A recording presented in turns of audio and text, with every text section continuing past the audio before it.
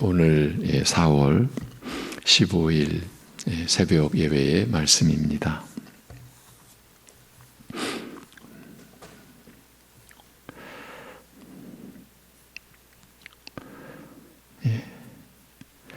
사망 가운데서 살고 있는 줄도 모르고 자신들이 웬만큼 잘 사는 줄 아는 그런 무지한 인생들을 오직 불쌍히 여겨주신 우리 아버지 하나님, 그 가운데 하나님의 기쁘신 뜻대로 택하시고 불러주셔서 구원의 은혜에 우리를 세워주시고 하나님의 그 영원한 나라의 백성이요 또 하나님의 자녀로 우리를 거듭나게 하시고 새 생명을 주신 그 모든 은혜를 오늘도 우리가 입고 그 은혜 안에서 사는 것임을 기억하고, 그래서 하나님을 찬송하는 마음과 모든 일에서 그리스도의 이름으로 하나님 아버지께 감사하는 중심이 여러 어려움을 겪는 오늘을 살아가는 주의 백성들의 마음이 되고 신앙 고백이 되고 또 서로를 위한 사랑의 힘이 되게 하여 주시옵소서. 예수님의 이름으로 기도하옵나이다.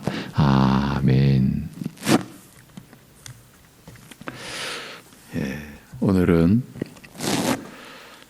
고린도 14장의 내용 중에서 크게 혼동할 수 있는 부분 두 곳만 발췌해서 다시 한번 정리하면서 12장부터 시작해서 14장까지 보아온 그 시간들을 마무리하도록 하겠습니다. 먼저 고린도 전서 14장 2절에서 5절입니다.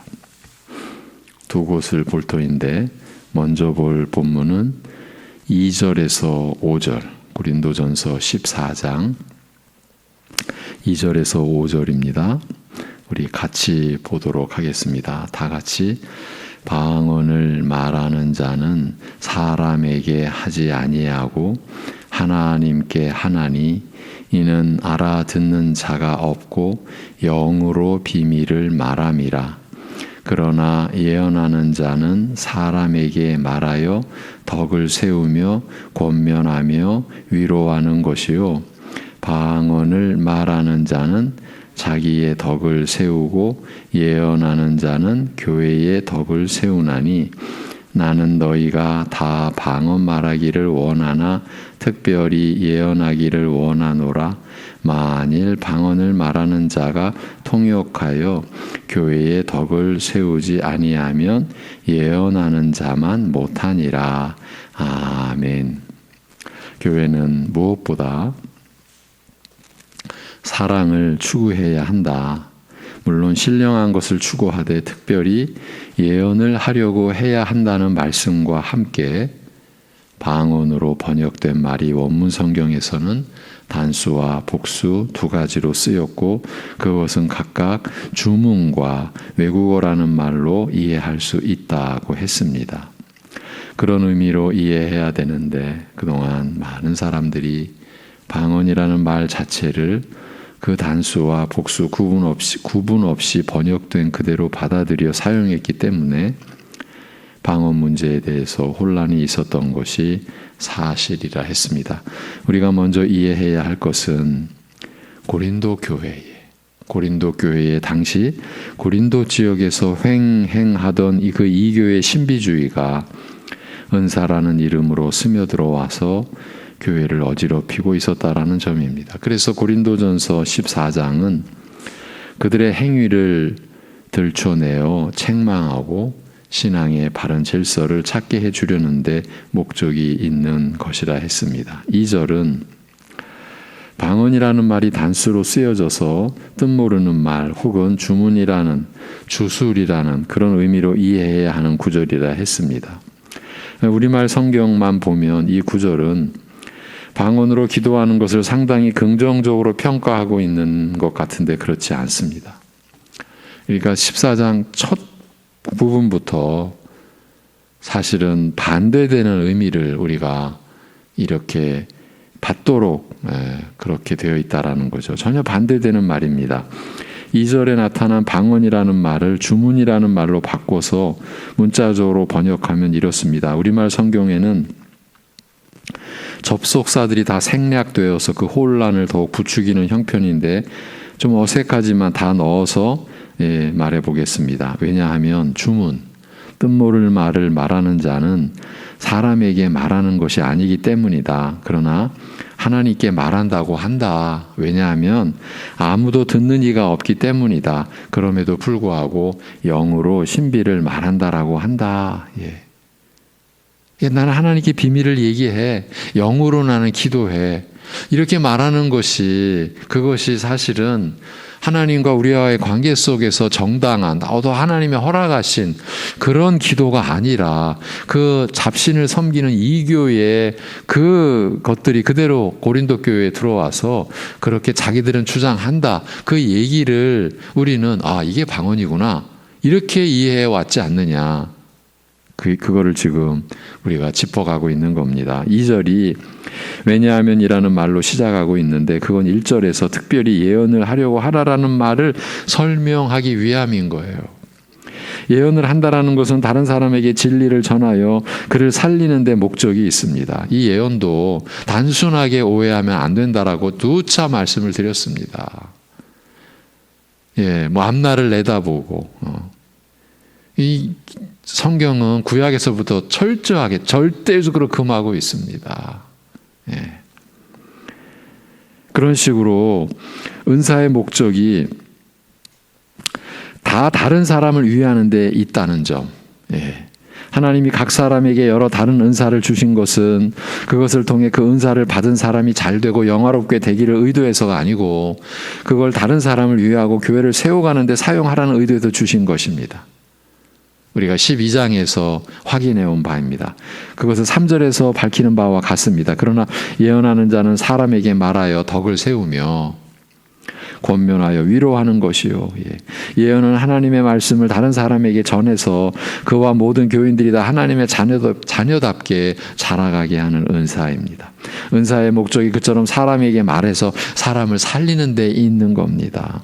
그러나 알아듣지 못하는 소리는 이 점에 있어서 은사의 목적에 있어서 크게 빗나간다라는 것입니다. 1절에서 특별히 예언을 하려고 하라라고 한 뒤에 왜냐하면 주문을 말하는 자는 사람에게 말하는 것이 아니기 때문이다라고 말한 이유가 그것입니다.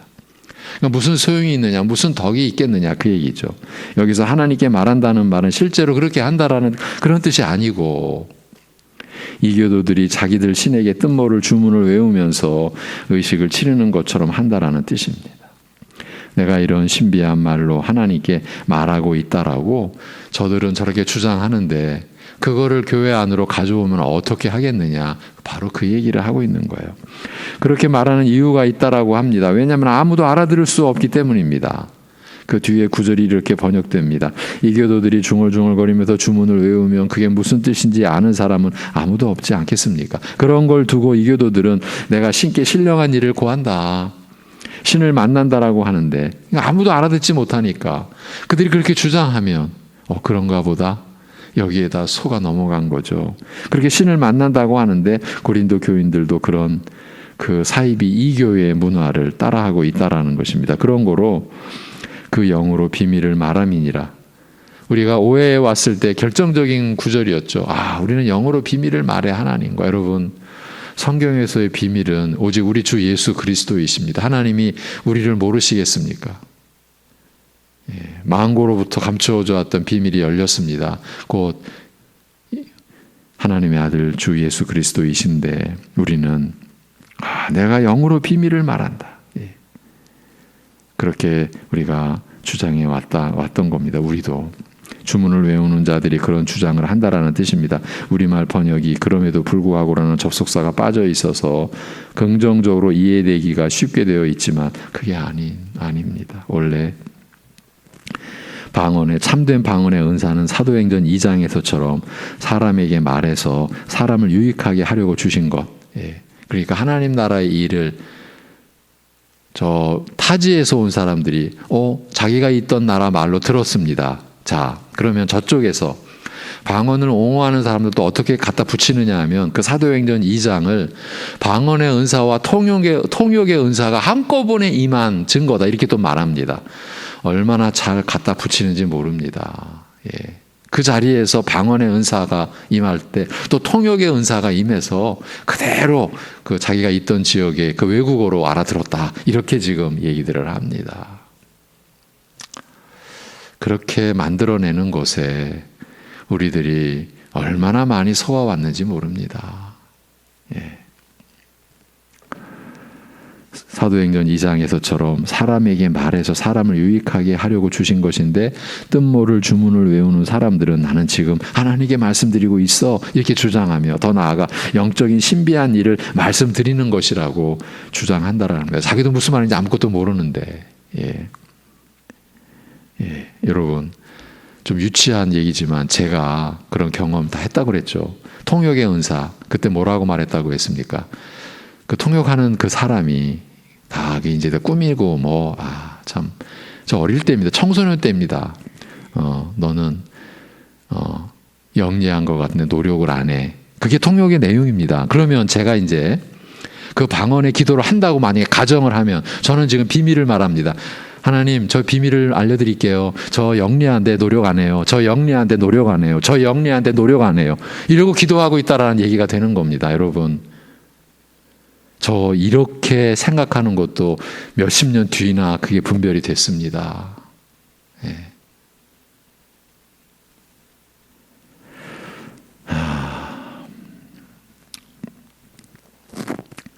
그게 영적인 신비랍시고 내가 신비한 일을 하나님께 말씀드리는 것이라고 주장한다. 그래도 아무도 알아듣지 못하니까 그런 식으로 말하면서 주문을 외우는 일을 고린도 교인들이 은사랍시고 행하고 그걸로 우월의식을 가지고 서로 경쟁이 붙었다는 것입니다. 4절이 그 점에 대해 이렇게 말합니다. 방언을 말하는 자는 자기의 덕을 세우고 예언하는 자는 교회의 덕을 세우나니. 여기서 방언으로 번역된 말도 단수로서 주문이라고 생각하면 됩니다. 여기서 주의할 점은 덕이라는 말은 원문에 없다라는 점입니다. 그러니까 원래는 주문을 말하는 자는 자기를 세우고 예언하는 자, 진리를 말하는 자는 교회를 세운다 이런 말이라고 했습니다. 그러니까 주문, 곧 이교회 신비주의자들처럼 뜻모를 말을 주문으로 외우면서 하나님께 말한다라고 하는 사람은 자기를 세우려는 의도, 자기를 자랑하려는 의도에서 그리 한다라는 것입니다. 어이없는 일이죠. 신앙의 본질을 추구하는 것도 전혀 아니고 은사를 주신 목적에도 반하는 것입니다. 자기를 위하는 거니까. 이런 측면에서 보면 현대의 방언 운동이 얼마나 그릇된 것인가. 주 60년부터 1900년대까지 교회 역사에 없어요. 그런데 이 20세기에 들어오면서 이런 일이 일어난 거예요. 얼마나 잘못된 것인가를 잘 알 수 있습니다. 어떤 언어적 체계도 없이 절제의 규범도 없이 아주 무질서하게 사람들 앞에서 불명확하게 방언들을 합니다. 앞에서도 얘기했지만 교회적으로 막 장려하기도 하고 그걸 잘한다라고 하고 또 부러워하기도 합니다. 이게 성경 말씀과 반대입니다. 우리가 그 의식을 못하고 있었던 거예요. 반대인 거예요. 그런 류의 방언은 이교도들이 주로 아무런 규범이나 절제도 없이 행하는 것으로서 대부분 사탄이 준 주문으로 우리는 이해해야 하는 겁니다. 이제 다음 구절, 두 번째 구절입니다. 12절에서 17절. 여기서도 대표적으로 우리가 혼돈하는 그런 내용이 나옵니다. 12절에서 17절 같이 보시겠습니다. 12절에서 17절 고린도전서 14장 12절부터 다 같이 그러므로 너희도 영적인 것을 사모하는 자인즉 교회의 덕을 세우기 위하여 그것이 풍성하기를 구하라. 그러므로 방언을 말하는 자는 통역하기를 기도할지니 내가 만일 방언으로 기도하면 나의 영이 기도하거니와 나의 마음은 열매를 맺지 못하리라. 그러면 어떻게 할까? 내가 영으로 기도하고 또 마음으로 기도하며 내가 영으로 찬송하고 또 마음으로 찬송하리라. 그렇지 아니하면 내가 영으로 축복할 때에 알지 못하는 처지에 있는 자가 내가 무슨 말을 하는지 알지 못하고 내 감사에 어찌 아멘 하리요. 너는 감사를 잘하였으나 그러나 다른 사람은 덕세움을 받지 못하리라. 아멘. 이 방언 문제는 한국 교회에서 아직도 유용한 신령한 은사로 알고 있고 또 주로 큰 교회들이 시행하고 있기 때문에 대다수의 교인들이 아무 문제 없다라고 생각하지만 고린도전서 14장은 전혀 다르게 언급하고 있습니다. 우리말 성경이 그 점에 대해 오해하기 쉬운 말로 번역되어 있긴 하지만 한 번만 읽어봐도 전체적인 요점은 방언을 부정적으로 언급하는 것임을 알 수 있고, 또 설령 참된 방언의 은사를 받았다라고 해도, 외국어의 방언을 받았다라고 해도 그 방언은 모든 교인들이 다 함께 할 수 있는 것이 아니고 질서와 규율 아래서 한시적으로 행해져야 하는 것임을 말하고 있습니다. 하지만 많은 교인들이 이 방언에 대해 긍정적인 의식을 갖고 있기 때문에 14장을 정확하게 이해하는 것이 중요하다라고 했습니다. 자세히 따져보면 더욱 분명하게 드러나기 때문입니다. 12절은 이렇게 시작합니다. 그러므로 너희도 영적인 것을 사모하는 자인즉 교회의 덕을 세우기 위하여 그것이 풍성하기를 구하라. 여기서 그러므로 너희도 라는 이 짧은 소절이 원문 성경을 보면 너희도 이와 같다. 아예 이런 그 문장입니다. 너희도 이와 같다라는 말입니다. 앞에서 얘기한 야만인, 그 서로 알아들을 수 없는 말로 짓거리는 그런 집단처럼 행했다. 너희도 그렇게 행했다라는 것입니다. 바울은 고린도 교인들이 주술과 같은 언어를 신비한 은사라고 생각하고 교회 안에서 자랑하듯 해댔던 그 방언의 은사가 그런 류였음을 밝히고 있습니다. 그러나 그 사실을 지적하는 것으로만 그치지 않고 이제 그 열심을 올바른 방향으로 돌릴 것을 권하고 있습니다. 영적인 것을 사모하는 자인즉 교회의 덕을 세우기 위하여 그것이 풍성하기를 구하라고요. 여기도 교회의 덕을 세우기 위하여라는 말에서 덕이라는 말은 원문 성경에는 없는 단어입니다. 그저 교회를 세우기 위하여라는 뜻입니다. 그러니까 이 구절은 신령한 것이 더욱 풍성할 것을 구하되 그 모든 것이 교회를 세우기 위함이어야 한다라는 것입니다. 무슨 말입니까? 우리가 앞에서 보았던 4절에서처럼 방언은 자기를 세우는 것이지, 이때의 방언은 주문입니다. 자기를 세우는 것이지 교회, 즉 모든 교인들을 유익하게 하는 것은 아니라는 말입니다. 신령한 말에 대한 열정은 교회를 세우는 것을 목표로 해야 한다라는 것입니다. 그런데 아무도 알아듣지 못하는 주술로서의 방언은 그 목적을 위하는 것이 아니므로 해서는 안 된다라는 것입니다. 그런 의미의 말씀이 계속되고 있습니다. 13절 그러므로 방언을 말하는 자는 통역하기를 기도할지니, 이 구절도 우리말 성경만 보면 긍정적으로 말하는 것 같은데 지금까지 흘러온 문맥을 보면 전혀 그런 뜻이 아닙니다. 여기 13절의 방언도 단수 형태로 사용된 것으로서 주술적 의미의 그런 언어, 주문을 말하는 겁니다. 지금 바울은 교회에서 알아들을 수 없는 말을 은사받은 증거라고 생각하고 그것을 하는 자들은 통역하기를 기도하라고 합니다. 자기도 알고 남도 알아들을 수 있는 말로 통역해 보라, 이 의미입니다. 긍정적으로 얘기하는 것이 아니고 그게 진정 은사라고 생각하고 행하는 사람은 그렇게 한번 해보라. 그리고 14절에서 그 이유를 이렇게 설명합니다. 내가 만일 방언으로 기도하면 나의 영이 기도하거니와 나의 마음은 열매를 맺지 못하리라. 이 구절도 특히 방언을 긍정적인 은사로 오해하기 쉽게 번역되어 있는 대표적인 구절이라 했습니다. 내가 만일 방언으로 기도하면 나의 영이 기도한다. 여러분, 이 영이라는 말을 성경의 그 의미대로 쓰지 않으면 이게 보이지 않고 알아들을 수 없는 그 모기 때문에 사사기에서 말하는 자기 소견대로 나가는 아주 중요한 그런 그런 갈림길이 되는 거예요. 이 영을 잘못 사용하면 나의 영이 기도한다. 여러분 설명할 수 있겠습니까? 나의 영이 기도하는 거를.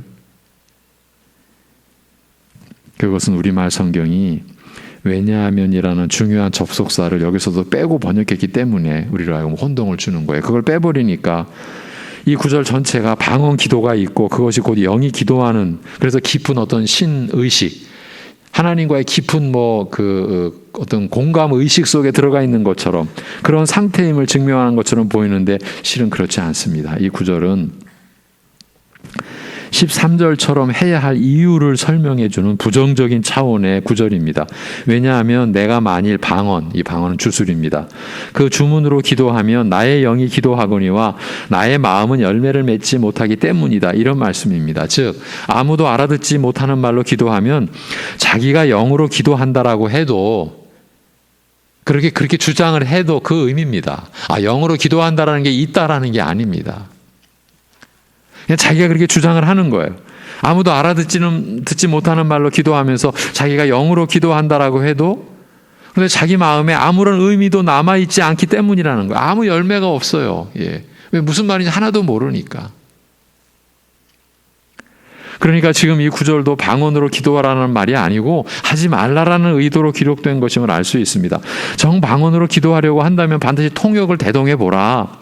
그렇지 않다면 아무 의미도 없는 이방 종교의 주술적 의식에 지나지 않는다. 이런 뜻입니다. 그러니까 여기서 통역을 대동해 보라는 것은 그런 뜻도 모를 그런 또 언어의 체계도 없이 말하는 그걸 통역할 사람이 있겠느냐. 없다라는 겁니다. 그러면 제가 경험했던 통역의 은사, 이게 다 거짓인 거예요. 자기도 모르는 말로 기도하면서 깊은 신비에 들어간다라고 생각하는 것처럼 기독교를 회파하고 회방하는 것은 없습니다. 기독교는 신비의 종교이면서 동시에 이성적인 종교입니다. 그 말은 이성을 초월한다라는 얘기이지 비이성적이라는 말이 아닌 거예요. 알아들을 수 있는 말로 자연적인 상태에서 기도하고 기록된 말씀을 보고 묵상하고 기도하고 연구하면서 하나님을 알고 배우며 세상 한가운데서 일반 사람으로 살면서 거기서 하나님을 섬기는 자로 사는 것을 말하는 거예요. 기독교는 지극히 자연적인 환경에서 합리적인 이성을 기본으로 삼고 이루어지는 신비한 종교인 거예요. 환경을 무시하고 세상도 초월해서 산속에 들어가서 사는 것을 신앙이라고 하지 않습니다. 기록된 말씀을 보기 위해서는 시간을 들여 언어도 배워야 하고 읽어야 하고 들어야 합니다. 가만히 앉아서 기다리고 있으면 하나님이 모든 것을 직접 말씀하시는 그런 것이 아닙니다. 기도한다라고 할 때 굳이 자기도 모르는 말로 해서는 안 됩니다. 기도는 하나님과 소통하고 교통하는 건데 자기도 모르는 말로 어떻게 하나님과 교통합니까? 그래서 요즘엔 제가 담대하게 우리 목사들과의 대화에서 또 선교사들과의 어떠한 말씀을 나누는 자리에서 그렇게 제가 제안을 합니다. 여러분, 알아듣지는 못하는 말로 기도한다라는 것이 필요합니까? 대답해 보시라고. 정말 필요한 겁니까, 우리가?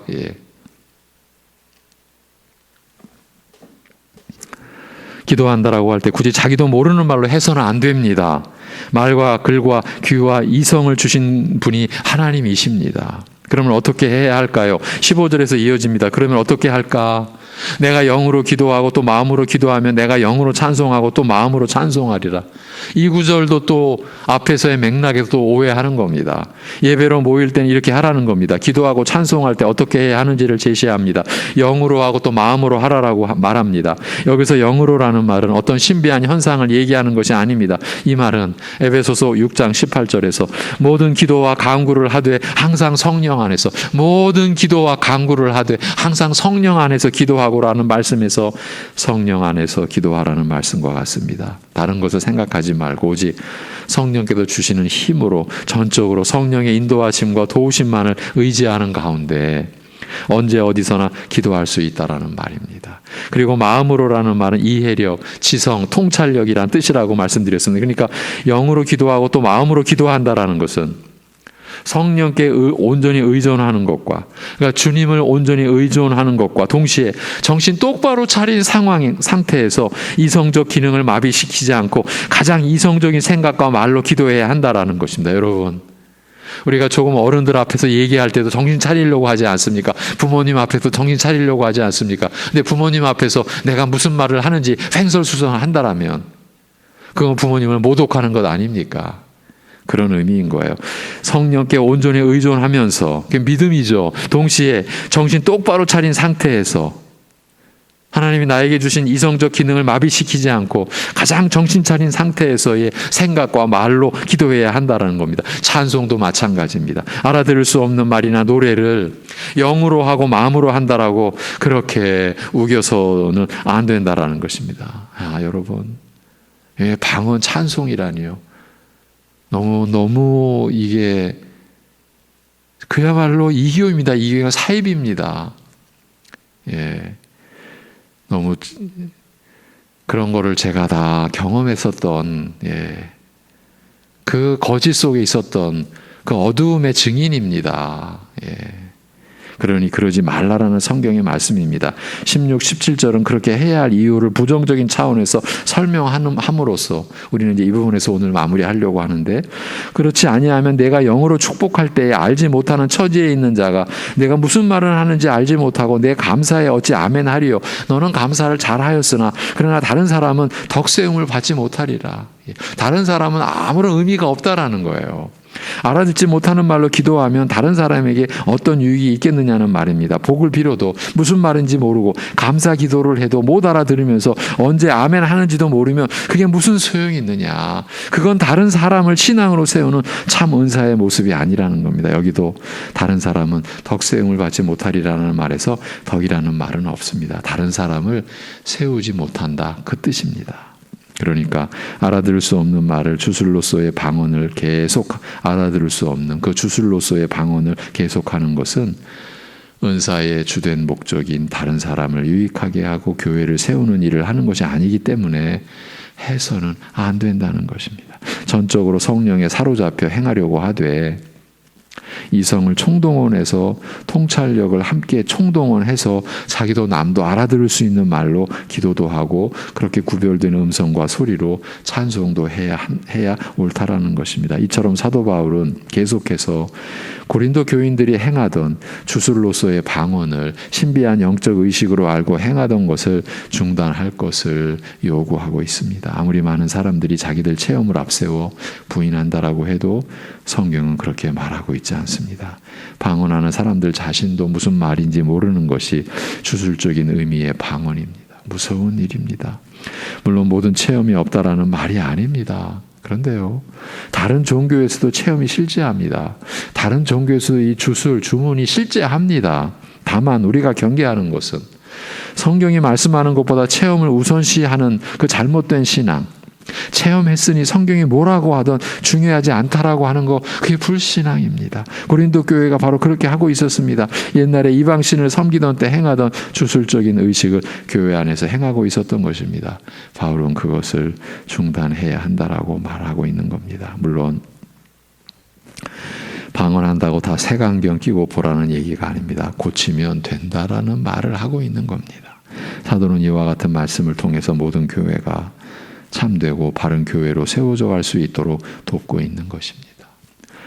바울이 고린도 교회를 대하는 모습은 우리가 방언하는 자들을 대해야 하는 방식입니다. 만일 우리 스스로가 고린도 교인들과 같이 비성경적인 신앙의 형태를 갖고 있었다면 주님의 말씀을 듣고 회개하고 고치면 됩니다. 바울은 그럴 목적으로만 고린도 교회를 향해서 이와 같은 말씀을 주고 있습니다. 체험을 앞세운다거나 많은 다른 교인들이 하고 있으니까 괜찮을 거야 라고 믿고 계속해서는 안 된다라는 겁니다. 말씀이 뭐라고 하시는지를 더욱 분명히 알려고 하고 그 말씀만을 따라야 합니다. 그리고 혹 방언한다라는 사람들을 만나면 바울의 심정을 가지고 신앙의 본질을 얘기할 수 있어야 합니다. 가장 기본적으로 어떻게 하나님과 교통하면서 우리식으로 하면 대화하듯이 하면서 어떻게 당신도 모르는 말을 할 수 있겠습니까? 이렇게 접근해 가야 한다라는 겁니다.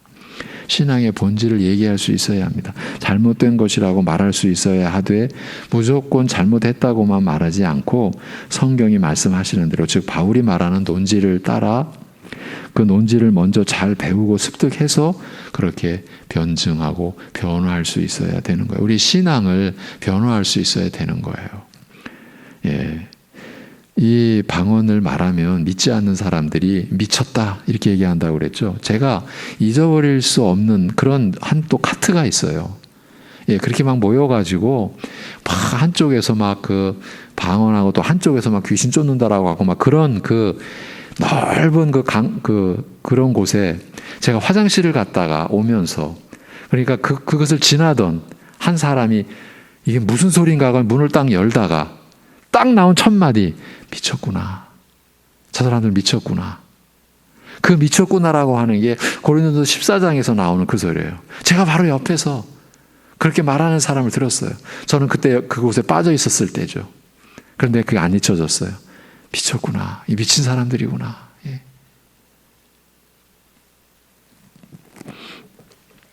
이렇게 성경이 말씀하시는 대로, 즉 바울이 말하는 논지를 먼저 잘 배우고 습득해서 우리가 이제 변호해 갈 수 있어야 합니다. 그러면 하나님께서 예비하신 사람들 중에서 그 변호, 그 증언을 듣고 헛된 신앙적 열심에서 벗어나와 사랑을, 하나님의 사랑을 앞세우는 참된 신앙으로 열심을 내는 자들이 일어나게 될 것입니다. 그게 교회를 세우는 것이고, 이 서신을 우리에게 주신 하나님의 뜻을 순종하는 것이라고 믿습니다.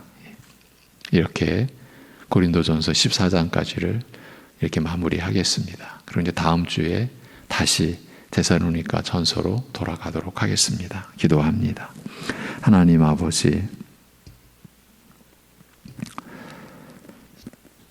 하나님의 말씀에 대한 우리의 탐욕으로 인한 그 무지와 혼란과 혼동이 얼마나 우리에게 크고 치명적인 아픔과 고통과 문제를 일으키는지를, 그런데 그 고통 속에 있으면서도 그 고통을 감지하지 못하는 무감각한 상태의 우리를 불쌍히 여겨주셔서 초대교회 당시 고린도 교회에 주신 서신을 오늘 우리에게도 또 열어주셔서 우리가 바른 신앙으로 걸어가야 할 그 내용에 대하여 세세히 일러주시고, 또 우리를 견책하시고, 또 우리를 바로 잡아주신 이 모든 은혜를 감사드립니다. 하나님 아버지, 하나님과 영으로 기도한다고, 하나님께 비밀을 아뢰다고 자기도 알지 못하는 그 뜻모를 말을 주문처럼 주술처럼 하고 있는 그런 우리 이 교우가 있다면 하나님께서 불쌍히 여겨주셔서 참으로 이러한 말씀 앞에서 자신의 그 거짓된 것을 버릴 수 있는 믿음의 힘과 담대함을 허락하여 주시옵시고, 그리하여 하나님을 온전히 우리가 찬송하고 하나님께 우리가 바르게 기도할 수 있는 그 자리로 다시 돌아올 수 있도록 하여 주옵소서. 이렇게까지 말씀을 주셨는데도 불구하고 아무도 알아듣지 못하는 뜻모를 말을 하늘의 언어라고 그렇게 치장하고, 그렇게 영으로 기도한다고, 하나님께 비밀을 고한다라고 억지 내세우며 우겨대는 그런 어리석음과 그 잘못에서 우리를 인도해 주시옵소서. 하나님 아버지, 이렇게 주의 말씀으로 가는 이 길이 사실은 외로운 길이라는 것을 느끼게 됩니다. 받아들이지 않고 있는 현실임을 하나님 아시오니 이 시대를 긍휼히 여겨 주시옵시고, 우리가 하나님의 말씀으로만 갈 수 있도록 우리의 신앙이 하나님의 말씀에 맞춰지는 쪽으로 나아갈 수 있는 은혜를 우리에게 허락하여 주옵소서. 그래서 우리에게 말씀이 열리는 그 기쁨, 우리가 말씀을 바로 안음으로 인한 감사함이 우리에게 넘칠 수 있게, 그리고 그것이 우리에게 주님을 섬기는 기쁨이고 또 다른 사람을 섬기는 그런 즐거움으로 우리가 살아갈 수 있게 하여 주옵소서. 하나님 아버지, 여러 가지로 어려움과 고통 속에 있는 우리 가족 지체들, 이 세상을 긍휼히 여겨 주시옵시고, 참으로 믿음으로 주 예수 그리스도만을 의지하고 주 예수 그리스도가 우리의 생명 되심을 고백하고, 그리하여 하나님께 아무리 어려운 상황이라도 하나님을 의지하고 하나님께 모든 걸 맡길 수 있는 믿음의 담대함으로 오늘을 살아갈 수 있게 하여 주시옵소서. 우리 주 예수 그리스도의 이름으로 기도하옵나이다. 아멘.